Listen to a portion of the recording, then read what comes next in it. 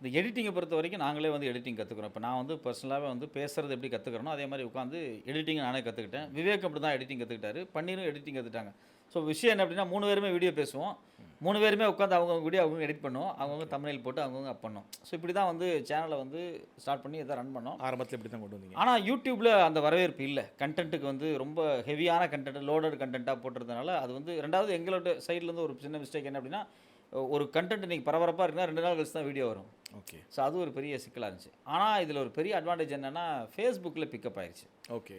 Facebookல one of the best Facebook பேஜா வந்து Madras Madras Facebook வந்து பயங்கர வைரலா இருந்துச்சு.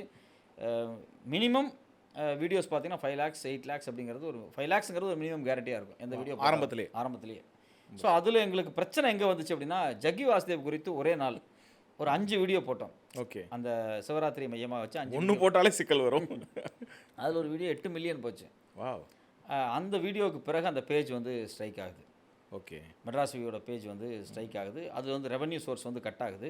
ஓகே. யூடியூப்லேருந்து ஒரு போதிய ரெவென்யூ வராதனால நாங்கள் வந்து என்ன பண்ணுறதுன்னு தெரியாமல் ஒரு ஜாமாய் நிற்கும்போது தான் சரி இல்லை இதை எப்படியாவது நடத்தணும் ஆனால் இப்போதைக்கு நிறுத்திடுவோம் அப்படின்னு சொல்லிட்டு அதை வந்து நிறுத்திட்டோம். அது மேலே ரன் பண்ணவே முடியல, நிறுத்திட்டோம். ஓகே.